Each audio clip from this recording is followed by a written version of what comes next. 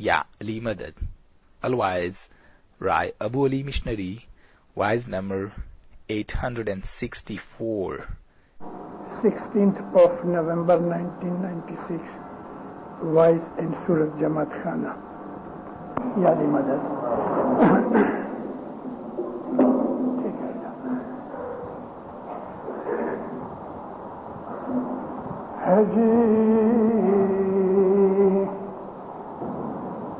فرمان مانو تو فیرا چڑھے ارشاد کہتا اتری پار جی تمہیں ستے مرا پوری پامشو ام جان جو نردھار جی. مولانا ناظر امام کا صلوات پڑھو دیندارو. اللہم صلی اللہ محمد و آل محمد. اے مومنوں،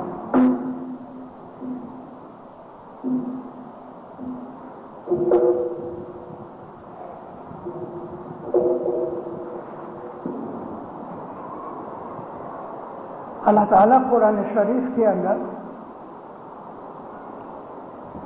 ایک جگہ فرماتا ہے کہ میں نے انسانوں اور جنوں کو اس لیے پیدا کیا ہے کہ وہ میری عبادت کریں.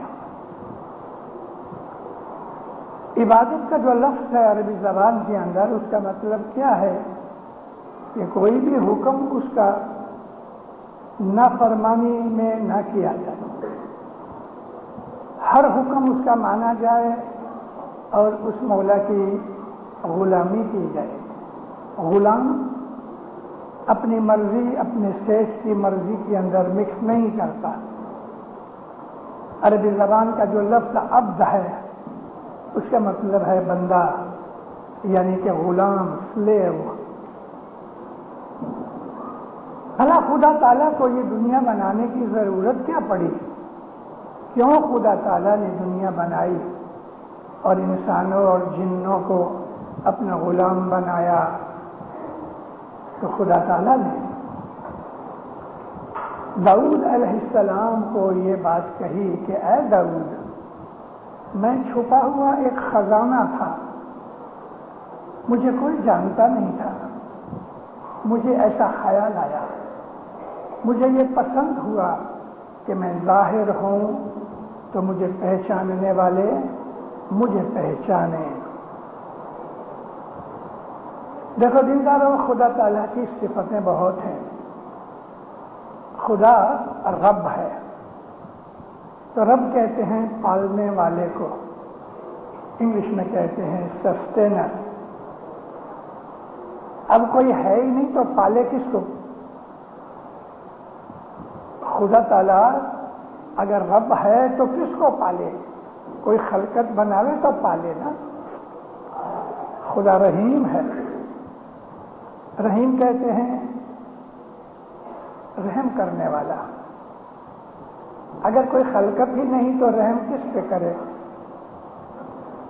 خدا تعالیٰ ہے، اس کو کہتے ہیں السمیع، سمیع الدعات، یعنی کہ ہماری باتیں سننے والا، دعائیں سننے والا. لیکن کوئی خلقت ہے ہی نہیں تو کس کی دعا سنیں؟ تو خدا کی جتنی صفتیں ہیں ان صفتوں کو ظاہر کرنے کے لیے خدا نے خلقت بنائی. اب جب یہ خلقت بنائی تو جو آدمی دکھی ہیں تو کہتے ہیں اے خدایا رحم کر، وہ خوش ہوتا ہے. جب بھی کوئی بچہ پیدا ہوتا ہے تو اس کے پیدا ہونے سے پہلے ماں کو دعوت اترتی ہے، یہ اس کی ربوبیت ہے، وہ رب ہے، پیدا ہونے سے پہلے کھانا بھیج دیتا ہے. تو یہ ساری خدا کی جو صفتیں ہیں وہ اس کی عبادت کے لیے ظاہر ہوتی ہیں کہ ہم اس کی بندگی کریں اور اس کی صفتوں کو اجاگر کریں. سوال یہ پیدا ہوتا ہے کہ بھلا خدا کو اس کی ضرورت کیا؟ میں نے آپ کو عرض کی کہ خدا کو ہیت ہوئی، محبت ہوئی۔ محبت یہ ہوئی کہ میں خلقت پیدا کروں اور پھر میں اس کے اوپر رحم کروں، میں اس کی دعائیں قبول کروں، میں اس کو پالوں پوسوں، میں اس کی باتیں سنوں۔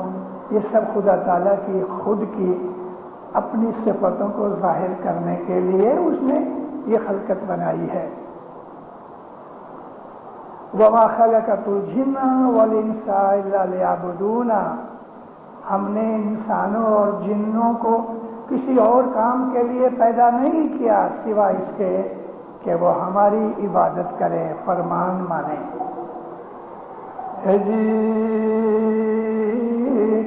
کہو رے جیوت میں کس کارن آیا جی، نا کی دی صاحب جینی سیوا جی۔ اس دن پوچھتے ہیں مجھے بتاؤ بھلا تم دنیا میں کیوں آئے؟ ہے کوئی اس کا جواب؟ کیونکہ ہم اپنی مرضی سے دنیا میں نہیں آئے۔ ہم کو کسی نے نہیں پوچھا، فرشتوں نے کہ خدا نے کہ تو دنیا میں جانا چاہتا ہے، کیونکہ ہمارے ہاتھ میں کچھ نہیں، یہ اس کی مرضی ہے۔ اور جب ہم مریں گے تو ابھی ہماری مرضی نہیں چلتی، اس کی مرضی چلتی ہے۔ ملک الموت آتا ہے، دنیا دار کہتا ہے دیکھو تو لانچ تو نہیں لیتا، پیسے تیرے پاس چلن نہیں، تو مجھے تھوڑی مہلت دے دینا کہ میں 2-4 برس اور جیوں۔ ملک الموت کہے گا میں خدا کا بندہ ہوں، اس نے حکم کیا، میں تیری بات مانوں کہ اس کی بات مانوں؟ مطلب کہنے کا یہ ہے کہ مریں گے تو ہماری مرضی سے نہیں مریں گے، سوا کہ وہ لوگ کہ جو اعلیٰ قسم کے عابد ہیں تو ملک الموت ان کے پاس آ کے ہاتھ باندھ کے کھڑا ہو جاتا ہے، پھر مومن کو کہتا ہے خدا یاد کرتا ہے، چلو۔ مومن کہتے ہو مولا نے مجھے یاد کیا، اتنا خوشی ہوتا ہے۔ مولانا سلطان محمد شہزاد فرماتے ہیں موت کا دن مومن کے لیے عید کا دن ہے، عید کا۔ اور حقیقت یہی ہے کہ جب موت مومن کے پاس آتی ہے مومن بہت خوش ہوتا ہے، جان چھوٹی اس دنیا سے، جا کے میں مولا کو ملوں گا۔ تو دلدارو، یہ جو ہمارا طریقہ اسماعیلی طریقہ ہے، یہ ادھیاتمک طریقہ، روحانی طریقہ ہے۔ عقل والوں کے لیے اسماعیلی مذہب ہے۔ اسماعیلی مذہب ان کے لیے کہ جو سوچ سکتے ہیں میں بھلا دنیا میں کیوں آیا۔ امام سلطان محمد شہزاد فرماتے ہیں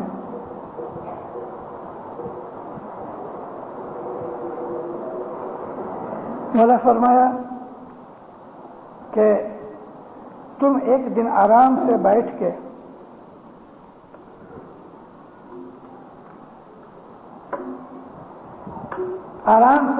تم سوچو کہ تم دنیا میں کیوں آئے۔ مولا کہتے ہیں ہر روز نہیں بنتا، ویک میں ایک دن کونے میں بیٹھ کے اس بات کو سوچو کہ میں دنیا میں کیوں آیا۔ مولا کہتے ہیں ویک میں نہیں بنتا، 15 دن میں بھی ایک دفعہ آرام سے بیٹھ کے سوچو، اور پھر یہ بھی سوچو کہ آج صبح سے شام تک میں نے کیا کیا۔ جھوٹ بولا، کسی کو گالی دی، کسی کا پیسہ کھا گیا، بد نظری کی، نندا غیبت کی۔ جب اس بات کے اوپر آدمی سوچے گا تو مولا کہتے ہیں تمہارے اندر کرن میں سے ایسے خیال نکلیں گے، یہ تو ٹھیک نہیں۔ انسان اپنا سٹاک لیتا ہے، جس طرح سے اپنے بیپار کا مہینے کے آخر میں وہ سٹاک لیتا ہے، اتنا مال آیا، اتنا مال گیا، اتنا مال بیچا گیا، اس میں نفع ہوا کتنا، نقصان ہوا کتنا۔ ہمارا بھی حساب ایسا ہے، ہم ایک نیکی کرتے ہیں، کبھی کبھی 10 گنا معاف ہو جاتے ہیں اس نیکی کے کارن سے، کبھی کبھی ایک گنا اتنا بڑا ہوتا ہے کہ ہماری 10-20 نیکیاں کھا جاتا ہے۔ ہمیں اس بات کا خیال کرنا چاہیے۔ میں ہمیشہ گئے 2-3 سال سے میری عادت ہو گئی کہ میں لوگوں کو یہ یاد دلاتا ہوں امام حضر امام کے فرمان سے ماں باپ فرمایا کہ یہ یاد رکھو کہ تمہارا اکاؤنٹ لیا جائے گا، حساب لیا جائے گا، یہ بات یاد رکھو۔ اور اسلام کے اندر اس کے اوپر ایمان رکھنا فرض ہے کہ ہمیں خدا کے پاس جا کے حساب دینا ہے، کوئی بھی حساب سے چھوٹ نہیں سکے گا۔ یہ سمجھداری جو ہے انسان کے دل میں ویراگ پیدا کرتی ہے۔ جب انسان کو پتہ لگتا ہے کہ انجام یہ ہے تو اس کے دل میں ویراگ پیدا ہوتا ہے۔ ویراگ کا مطلب انگلش میں کیا ہوتا ہے؟ The detachment of mind from the world, دنیا سے اپنے من کو جدا کر لینا۔ کھاؤ پیو سب کچھ کرو لیکن اپنے من کو دنیا سے جدا رکھو، کیونکہ یہ دنیا ہمیشہ رہنے والی نہیں، ہم کو ایک دن مر جانا ہے اور مر کے مولا کے پاس جا کے ہمیں حساب دینا ہے۔ یہ بس بات اسلام کے اندر بہت امپورٹنٹ ہے۔ اللہ تعالیٰ کہتا ہے کہ تم اس بات کے اوپر ایمان لاؤ کہ خدا ایک ہے۔ یا ایھا الذین آمنوا آمنت باللہ، اے ایمان والے لوگوں تم ایمان لاؤ کہ خدا ہے۔ اور پھر کہتا ہے کہ والملائکۃ اور اس کے فرشتے ہیں، اس پر بھی ایمان لاؤ۔ بھلے فرشتے ہمیں آنکھ سے نہیں دکھتے لیکن فرشتے ہیں، پانی کا فرشتہ ہے، ہوا کا فرشتہ ہے، روزی رزق کا فرشتہ ہے۔ میکائیل جو ہے وہ ہوا اور پانی کو کنٹرول کرتے ہیں۔ جبریل علیہ السلام خدا کی وحی نبیوں تک لے جاتے ہیں، اور یا مومنوں کو جو خدا کے عاشق ہیں ان کو انسپریشن دیتے ہیں، ان کے دل میں نور پیدا ہوتا ہے۔ مومن کے پاس فرشتے آیا جایا کرتے ہیں۔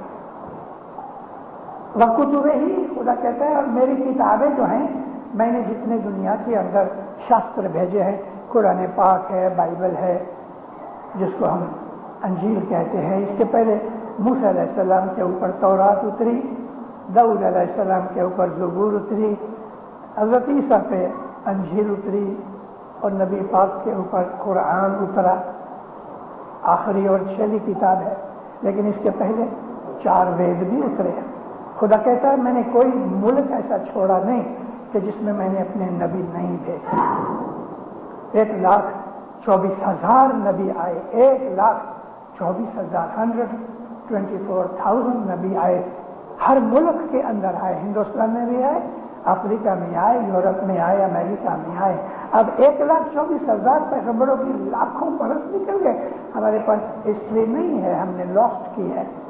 لیکن خدا کا کہنا ایسا ہے، ہر قوم کے پاس، ہر ملک میں نے ہدایت بھیجی تاکہ کوئی قیامت کے دن یہ نہ کہہ سکے یا اللہ میں نے تو سنا نہیں تھا کہ تو نے ہدایت بھیجی ہے۔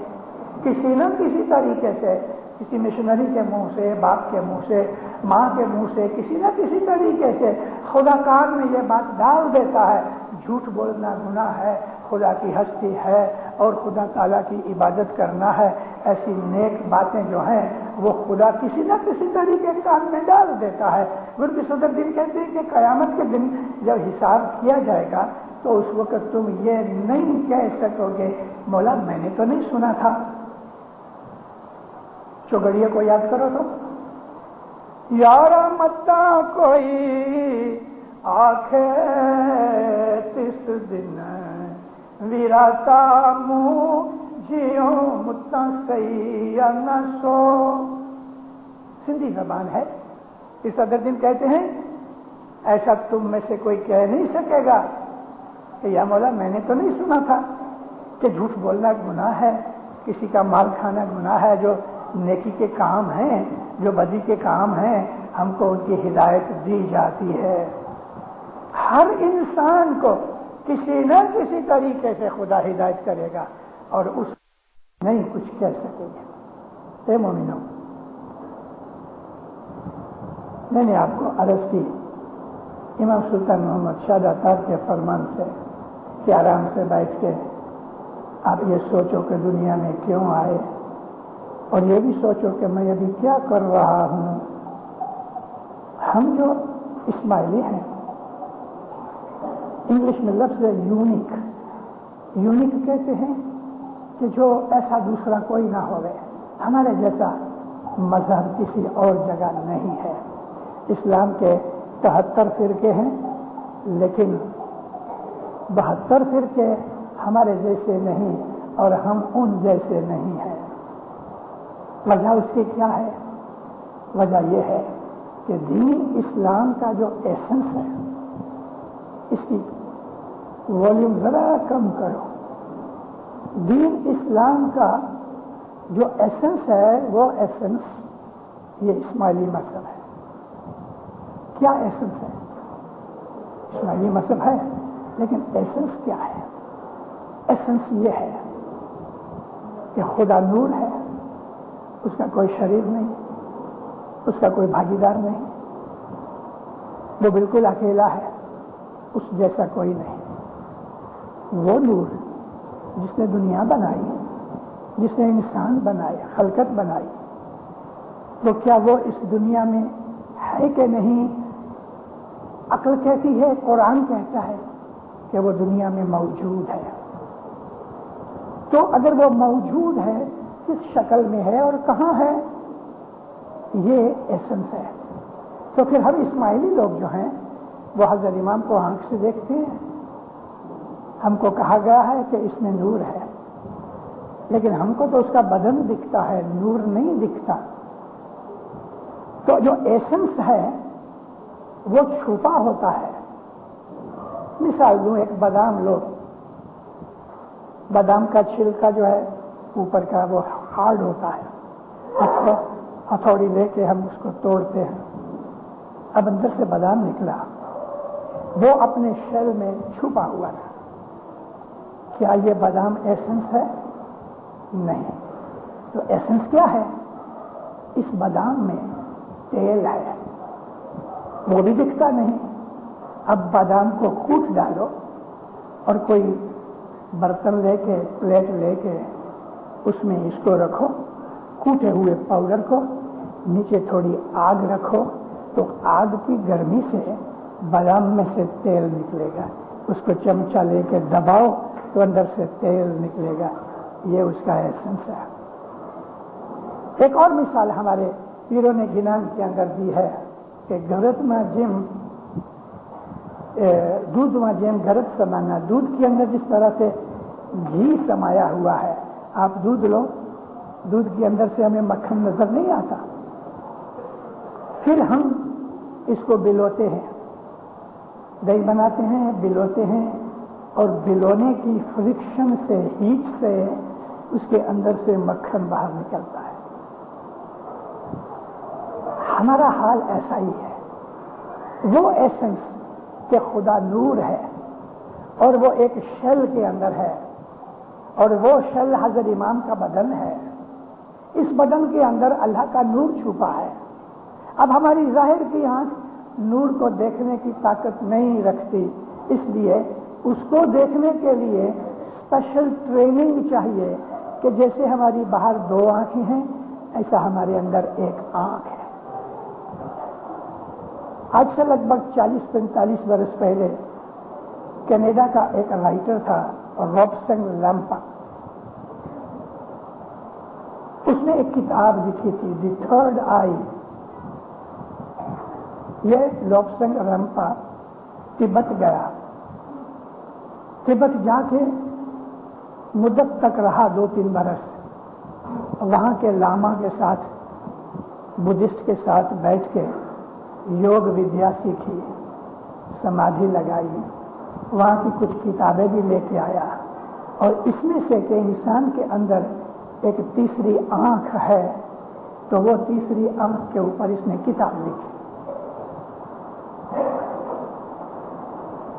ایسا ہوا میں نے اس کو ایک دفعہ خط لکھا، کیونکہ میرے پاس بہت سے لڑکے آئے جنہوں نے اس کی یہ کتاب پڑھی تھی، بڑی اچھی لکھی ہے. میں نے اس کو پوچھا کہ میں تمہاری کتاب اچھی طرح سے پڑھی، سمجھا بھی، کیا یہ چیز تم نے خود پریکٹس کر کے سیکھی ہے، بتائی ہے کہ یا کوئی اور طریقے سے؟ اس نے مجھے جواب دیا، جواب یہ دیا کہ میں تبت گیا تھا اور وہاں لوگوں سے میری ملاقات ہوئی، یہ میرا ایکسپیرینس نہیں ہے، ان لوگوں کا ایکسپیرینس ہے جنہوں نے اس چیز کو پایا اور مجھے بتایا۔ میں ہنس پڑا، اس لیے ہنس پڑا کہ یہ وہ چیز ہے، یہ وہ ایکسپیرینس ہے کہ جو شبدوں کے اندر بتایا نہیں جا سکتا، تو اس کو کیا بتایا ہوگا؟ اب تو وہ کتاب گم ہو گئی اور وہ خود بھی لوبسن ویمپا مر گیا ہے، کینیڈا میں رہتا تھا، کینیڈین تھا، اس نے 7-8 اور بھی کتابیں لکھی ہیں۔ میں نے آپ کو یہ بات اس لیے کہی ہے کہ یہ جو ایسنس ہے، کرنل ہے، اس کا جو ایکسپیرینس ہم کو عبادت میں ہوتا ہے، مولا کے نور کی شناخت کرنا، یہ ایسنس ہے۔ جب انسان کو یہ سواد لگتا ہے تو وہ کہہ سکتا ہے بہت اچھا ہے، لیکن کیا اپنا سواد کسی کو ٹرانسفر کر سکتا ہے؟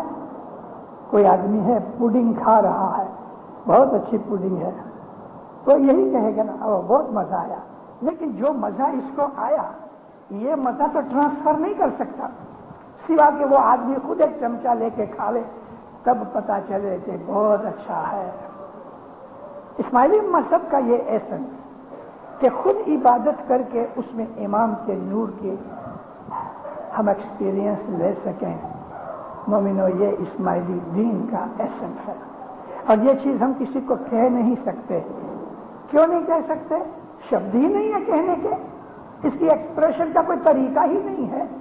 ہاں، اس کو کہو کہ تم خود بھی عبادت کر اور پھر تم اس کا مزہ اٹھا، یہ ویکتیگت ایکسپیرینس ہے، کسی کو نہیں بتایا جا سکتا۔ اس لیے حضرت امام کہتے ہیں کہ تم کسی سے بیت الخیال کی باتیں کرو تو وہ یہ سمجھے گا کہ تمہاری کھسک گئی ہے۔ امام اب یہ کہتے ہیں he will understand, he might think that you are abnormal، تمہارا مغز ٹھیک نہیں ہے۔ کیوں؟ یہ چیز سمجھائی جا سکتی نہیں، لیکن انسان کے دل کے اندر خدا نے چھپا ہوا ایک رتن رکھا ہے، رتن یعنی ڈائمنڈ، کہ اس کو کیچڑ وغیرہ لگ گیا ہے، اس لیے وہ شائن نہیں ہوتا۔ اب پانی سے دھو ڈالو تو اس کی چمک نظر آوے۔ کبھی کبھی ہم کو غیروں کے لٹریچر میں سے کچھ چیز نکلتی ہے۔ ایسے بڑے بڑے بادشاہ بھی ہوئے ہیں کہ جنہوں نے راج چھوڑ دیا، اپنی ساری سمپتی چھوڑ دی، محض اس لیے کہ وہ خدا کے نور کے ایسنس کو سمجھ سکیں۔ آپ کرسچنوں کو ملو، ہندوؤں کو ملو، کسی بھی قوم والوں کو ملو، اپنے مسلمان بھائیوں سے ملو، کسی کو اس بات کا علم نہیں۔ وہ لوگ یہی کہیں گے دعا پڑھو، نماز پڑھو، حج کو جایا کرو۔ حضرت امام کہتے ہیں عام مسلمان نماز پڑھتے ہیں، روزے رکھتے ہیں اور سمجھتے ہیں کہ دیٹس آل ایوری تھنگ۔ یہ نہیں ہے۔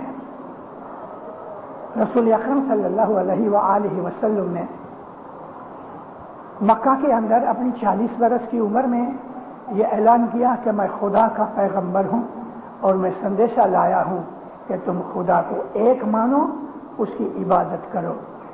لوگ دشمن ہو گئے، خاص طور پہ نبی کریم کے جو بزرگ تھے، چاچا تھے، ماما تھے، دادا تھے، یہ لوگ بگڑنے لگے کہ تو کل کا بچہ ہم کو یہ سمجھاتا ہے۔ وہ زمانے کی حالت ایسی تھی، لیکن عقل جو ہے وہ عمر سے نہیں آتی، عقل تو خدا کی بخشش ہے۔ نبی کریم نے بہت محنت کی کہ ان کو سمجھایا جائے، مگر وہ نہ سمجھ سکے، لڑائیاں ہوئیں، ہار گئے، مارے گئے۔ چلو نبی نے اپنا شہر جو مکہ تھا وہ بھی چھوڑ دیا، ہجرت کر کے رسول اکرم مدینہ چلے آئے۔ مدینہ کے اندر بھی آ کے آپ نے لوگوں کو مسلمان بنایا، ایک بات سکھائی کہ خدا اکیلا ہے، ایک ہے، اس جیسا کوئی نہیں۔ یہ مورتی پوجا، یہ پوجا، وہ پوجا، دوسرے کو مانتے ہو، یہ غلط ہے۔ خدا ایک ہے، وحدہ لا شریک لہ ہے، بالکل اکیلا ہے، اس کا کوئی شریک بھاگیدار نہیں۔ نماز پڑھو۔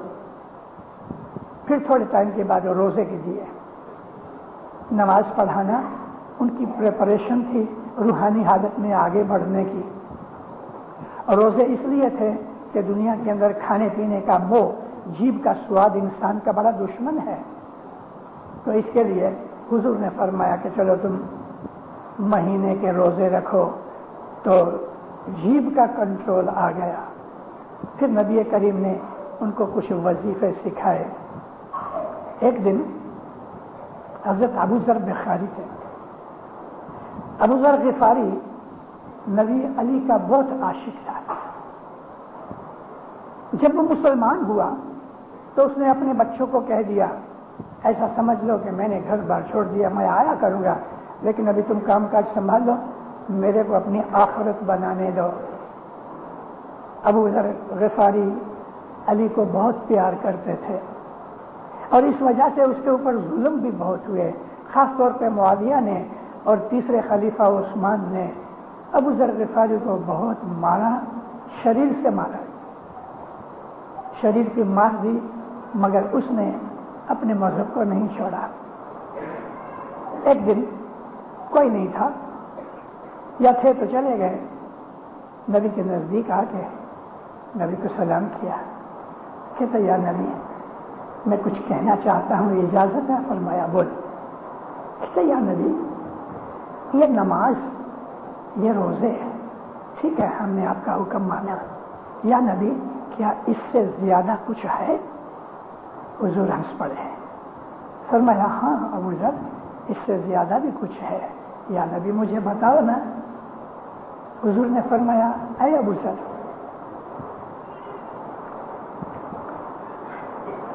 رات کو اٹھا کرو، آنکھ بند کر کے اللہ کا خیال کرو. کہتے ہیں نبی اللہ تو نظر نہیں آتا، اس کا کیا خیال کرے؟ فرمایا اللہ کا خیال کرو کہ اے خدایا تو کون ہے، کیسا ہے. روز اٹھ کے اس کے لیے سوچا کرو کہ بھلا تو کیسا ہے، تیری شکل کیسی ہے اگر ہے تو، تیرا رنگ روپ کیسا ہے اگر ہے تو. اے خدایا مجھ کو اس کی سمجھ دے. بس اس نے یہ بات مان لی.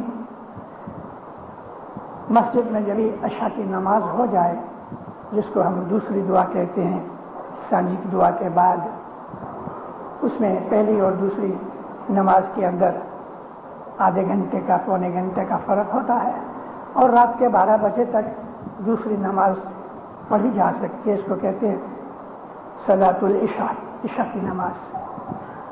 وہ شام کو مسجد میں آ جاتے تھے اور پھر واپس گھر نہیں جاتے تھے، مسجد کے باہر بھی نہیں جاتے تھے، رات کا کھانا نہیں کھایا کرتے تھے. شام کو مسجد میں آ جا رہے ہیں، نمازیں ہو جا رہے ہیں، پھر وہی نماز کے بعد وہیں بیٹھ کے تو وہ خیال کرتے تھے کہ اے خدایا بھلا تو کون ہے، تو کیسا لگتا ہے. یوں سوچتے سوچتے سوچتے جو ڈھونڈنے نکلتا ہے وہ کبھی نہ کبھی اپنے مقصد کو کہیں نہ کہیں پا لیتا ہے. یہ ڈھونڈنا ہمارے بیت الخیال کی ایک پریکٹس ہے. میں اس محفل کے اندر آپ کو روحانی چیزیں ہی سکھانے کے لیے آج میں نے نیت کی.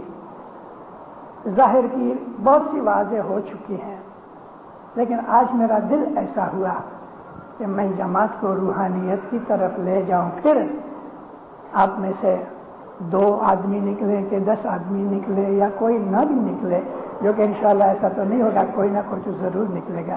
کبھی آپ کی ساری جماعت میں سے ایک جن نے بھی آج کی میری واز کو ہضم کر لیا، خدا کی قسم وہ پا گیا.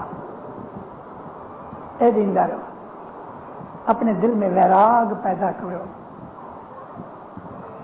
ویراگ یہ ہے کہ دنیا سے ہماری ڈیٹیچمنٹ ہو جاوے. کھاؤ پیو اس کا منع نہیں ہے، لیکن ویراگ یہ ہے کہ جیسے ایک ماں کا جوان بچہ امریکہ چلا گیا ہے، ماں بالکل اکیلی ہے، ہسبینڈ گزر چکا ہے، دوسرا کوئی بچہ نہیں، یہ ایک ہی بچہ ہے جس کو ماں بہت پیار کرتی ہے، لیکن وہ دور دیش 7 سمندر پار امریکہ چلا گیا ہے.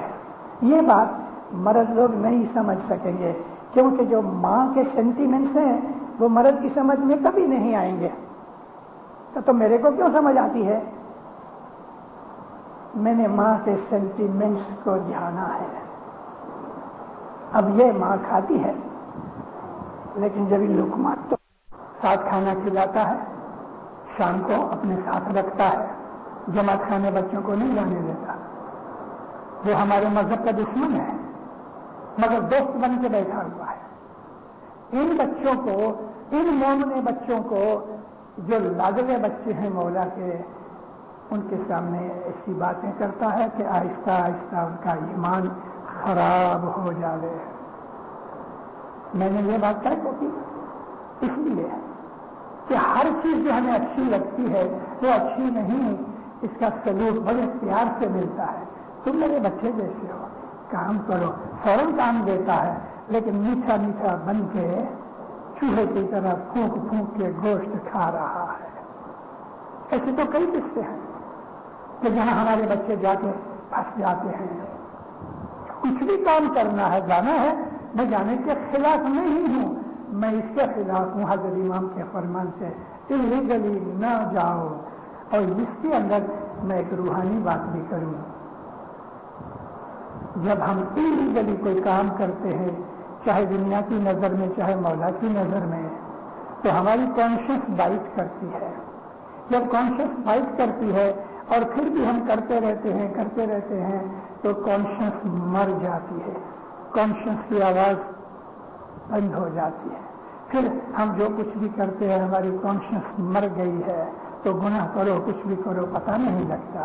لیکن جو آدمی عبادت والا ہے، مومن ہے، وہ اپنی کانشنس کو مرنے نہیں دیتا، کیونکہ کانشنس ہی ہے کہ جو اس کو گائیڈ کرتی ہے یہ کام اچھا نہیں۔ کانشنس کہتی ہے ہم بھوکے ہیں، مان لو ایک ڈکرا دیتا، سخت بھوک لگی ہے، 2-3 دن سے کچھ نہیں کھایا، کچھ روٹی کھانے کو من ہوتا ہے، کمانے کی طاقت نہیں، یا کماتا ہے تو کچھ کام ملتا نہیں۔ اب کیا وہ چوری کرے؟ کانشنس کہے گی نہیں، مر جانا اچھا، چوری نہیں کرنا۔ وہ آدمی چوری نہیں کرے گا، دکھ اٹھا لے گا، بھلے بے ہوش ہو جائے، بے سوجھ ہو کے گر پڑے، ہاسپٹل میں اٹھا کے لے جائے، وہاں اس کو شاید کھانا کھلائیں گے، لیکن چوری نہیں کرے گا۔ یہ کانشنس ہے۔ جب کانشنس مر جاتی ہے تو وہ چوری کرتا ہے، پکڑا گیا تو کہتا ہے میرے کو بھوک لگی تھی، میں نے چوری کی۔ جو اپنے آپ کو بچا کے دوسرے پہ الزام لگانا چاہتا ہے، میں نے کچھ برا نہیں کیا، مجھے بہت بھوک لگے گی، کانشنس نہیں ہے، اس کے لیے اس کا یہ جواب ہے۔ اقبال کہتے ہیں، بہت اچھا شعر ہے، اگر جو اردو جاننے والا نا اس کا کلیجہ ہل جائے گا۔ وہ اپنے اس آتما کے لیے، جھیل کے لیے، آتما تو نہیں، آتما پاک ہے، جھیل کے لیے، جھیل کو ایک اس نے پنچھی بنایا، برڈ بنایا، تو کہتے ہیں طائر لاہوتی۔ لاہوت وہ جگہ ہے کہ جہاں فرشتے رہتے ہیں، روحیں رہتی ہیں۔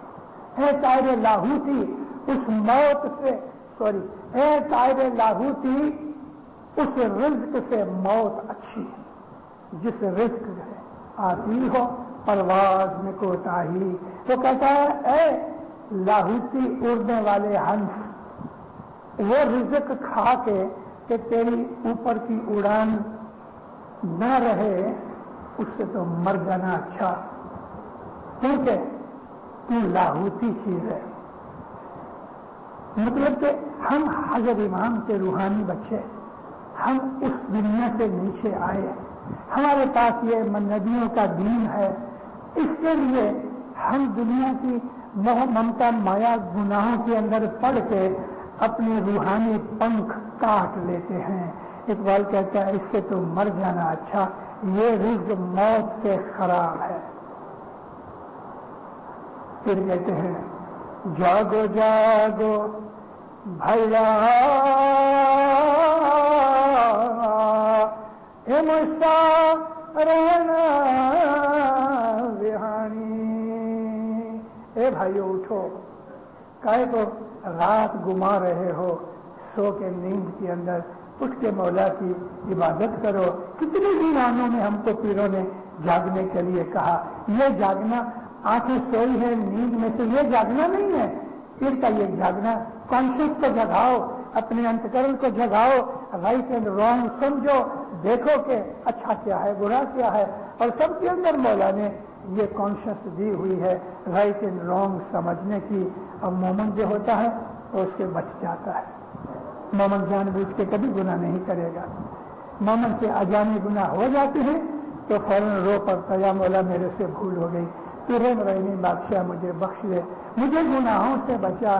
مومن جان بوجھ کے گناہ نہیں کرے گا, مگر جب ہو جاتے ہیں تو پچھتاوا کرتا ہے اور جماعت خانے میں آ کے اپنے گناہوں کی معافی مانگتا ہے.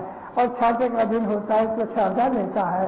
مومن اپنے من کو انتکرن کو ہمیشہ صاف اور کلین رکھتا ہے, کیونکہ اس کا من مولانا حضرت امام کے بیٹھنے کی عرش ہے. اے مومنو, میں پھر اس بات کو دہراتا ہوں کہ ہماری یہ جو دنیا ہے ٹیمپریری دنیا ہے, ہماری آخرت ہمیشہ پہ رہنے والی پرماننٹ چیز ہے. عبادت کیا کرو مومنو, رات کو 10 بجے سو جایا کرو, رات کو 10 بجے سو جاؤ, دنیا کا موہ من چھوڑ دو اور صبح اٹھ کے جماعت خانہ آپ کے سامنے ہے, 15 منٹ میں ادھر آ سکتے ہیں. 4 بجے آ کے بندگی کرو, عبادت کرو. آہستہ آہستہ آگے بڑھو گے, غسل برابر دینا, کیونکہ غسل کے بغیر عشق پیدا نہیں ہوگا, غسل کے بغیر ایمان کمپلیٹ نہیں ہوگا, اور جب ایمان ہی کمپلیٹ نہیں تو بیت الخیال میں محنت کرنے سے کچھ نہیں ملے گا. غسل برابر دو, اعمال نیک کرو, کوئی بدی برائی نہ کرو, جان بوجھ کے گناہ نہ کرو. اجانے ہو جاتے ہیں, ہم انسان ہیں. صبح عبادت کرو, دعا پڑھ کے.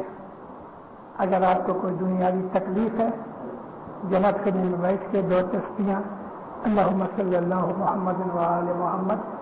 امام کا فرمان ہے کہ صبح کی دعا کے بعد صلوات کی 2 تسبیحاں نکالو گے تو تمہاری تمام نیک امیدیں پوری ہوگی, دکھ چلے جائیں گے. اگر ایسی کوئی تکلیف نہیں تو 2 تسبیحاں محض مولا کو یاد کرنے کے لیے, اس کی مہمانی کے طور پہ یہ صلوات نکالو. صلوات روحانی مہمانی بھی ہے. مولا راضی ہوگا, خوش ہوگا, دن بدن آپ کی چڑھتی ہوگی, آپ کی آل اولاد میں چڑھتی ہوگی. کبھی مان لو کہ آپ کروڑ پتی نہیں بنے تو دیندار دکھی کبھی نہیں بنو گے. دنیا میں صدق سے رہو گے. مولانا حضرت امام آپ کو سکھی آباد کرے, ایمان کی سلامتی دے رہے, حقیقتی سمجھ دے رہے. مولا آپ کو 2 جہان کی برکتیں دے رہے, شیطان کے فریب سے بچائے, ایمان زیادہ کرے, حقیقتی سمجھ کے ساتھ اپنی معرفت دے رہے. مولانا حضرت امام آپ کو حضرت امام کی وفاداری, حضرت امام کی فرمان برداری, حضرت امام کی محبت ملے. مولا آپ کو آپ کے کٹمب قبیلے کو اس روحانی راہ کے اوپر مستقیم کرے. اتنا یہ مذہب کا جو مغز ہے مولا اس کے کھانے کی توفیق دے رہے. مولانا حضرت امام روز بروز آپ کی روحانی قوت کو بڑھاتا رہے اور دن دنیا کی نعمت دے رہے, کو میں پوری کرے. ایسا